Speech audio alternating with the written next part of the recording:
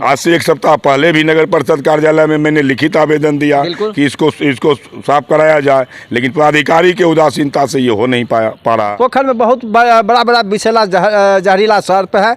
मेरा घर इस जस्ट इसके पछियारी भिंड पर मेरा घर पड़ता है। कभी ने आज तक किया है न कर रहा है। अभी उड़ाहीकरण अभी छठ पर्व के अवसर पर देख रहे हैं कि इतना कचरा भरा हुआ है, इसको देखने के लिए वो अभी तक नहीं आया है।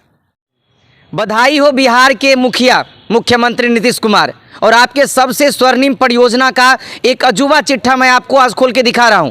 मेरे पीछे ये तालाब है, और ये तालाब इस बहुमंजिली इमारत जिस पे आप अभी लिखा हुआ देख रहे हैं ना, नगर परिषद कार्यालय तेघरा, इसी कार्यालय का एकमात्र ये तालाब है जो मजह कार्यालय से 50 मीटर की दूरी पर स्थित है।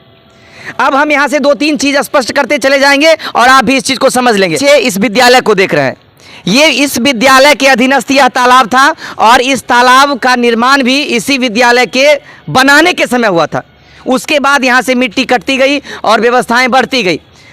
इस विद्यालय ने इस तालाब को, जो तालाब मेरे पीछे देख रहे हैं, इसको अंचल अधिकारी तेघरा के अधीनस्थ कर दिया। साहब जो कुछ करना है आप कीजिए। तेघरा अंचल अधिकारी ने तब तक अपने पास रखा जब तक यह नगर पंचायत नहीं बना, और जो ही नगर पंचायत बना इसने इस तालाब को नगर पंचायत के हाथों कर दिया। वर्तमान में अब तेघरा नगर परिषद है। हुई ना तरक्की की बात। लेकिन सर, मानवता को शर्मसार करता है यह तालाब। जरा बढ़िया से चारों कोना हम आपको घुमा के दिखा रहे हैं। इसका एक एक कोना आप देखिएगा ना, मन खुश हो जाएगा, गदगद हो जाएंगे आप, क्योंकि जानते हैं आप ही चलाते हैं जनाब जल जीवन हरियाली। हरियाली भी यहाँ है, जल भी है और जीवन भी है। लेकिन ऐसे ऐसे जीवन है इस पोखर में जो यदि भूल से भी काट ले तो तत्क्षण व्यक्ति की मौत हो जाएगी। विषैले सांप इसमें भरे हुए हैं।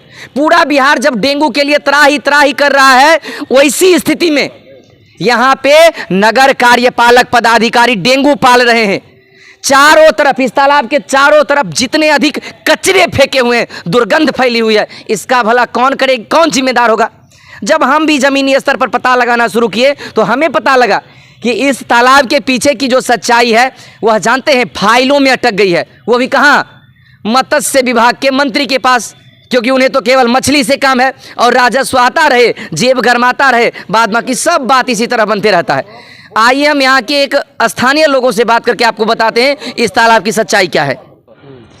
इस तालाब के स्थानीय उदासीनता का सबसे बड़ा द्योतक क्या है, हम यहाँ के स्थानीय लोगों से बात करवाते हैं। किसकी दंश यह तालाब झेल रहा है? जी हाँ, मेरे बगल में ये तालाब है। नगर पंचायत का पहला एकमात्र इकलौता पोखर। अच्छा। जिसका इसमें बहुत से सांप बीज जो होता है, बहुत से वस्तु ऐसे हैं जिससे खतरा मरने का, डेंगू की बीमारी चल रही है। पदाधिकारी के उदासीनता से आज तक ये स्वच्छ नहीं हो पाया।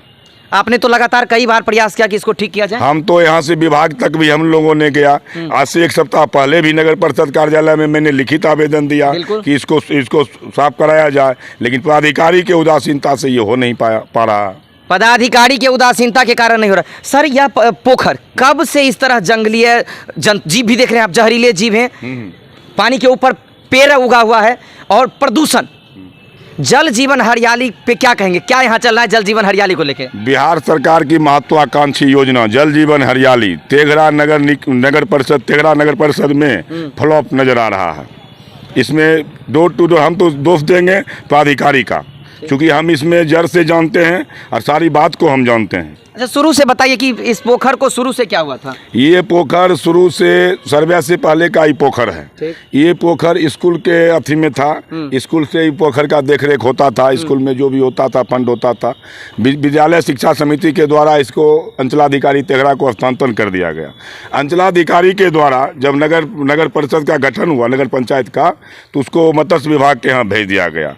हमको याद है कि 2014 के बाद लगभग 20 चिट्ठियाँ मत्स्य विभाग बेगूसराय को भेजा गया कि हमको हस्तांतरण कीजिए, लेकिन आज तक मत्स्य विभाग के द्वारा हस्तांतरण नगर निकाय को नहीं किया गया। अच्छा, ऐसे कितने तालाब आपके नगर परिषद क्षेत्र में है? इकलौता एक मात्र एक पोखर, वो भी 20 शहर में। कार्यालय से कितनी दूरी होगी? लगभग 50 मीटर है ना महोदय, मजे की बात।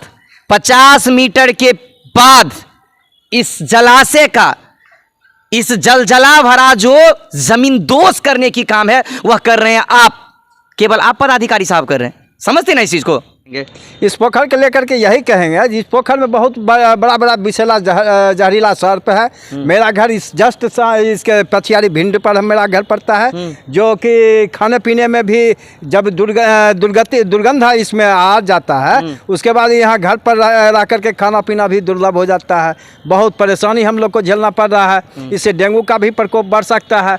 इसलिए इस पर इस जाति का नगर पंचायत का किसी पदाधिकारी का किसी का कोई मतलब ही नहीं रखता है, जो इस पोखर का क्या देख रेख हो या नहीं हो। इसमें कभी कोई दवाई वगैरह दी जाती है इसका? उड़ाहीकरण कभी नहीं आज तक किया है, न कर रहा है। अभी उड़ाहीकरण अभी छठ पर्व के अवसर पर देख रहे हैं कि इतना कचरा भरा हुआ है, इसको देखने के लिए वो अभी तक नहीं आया है।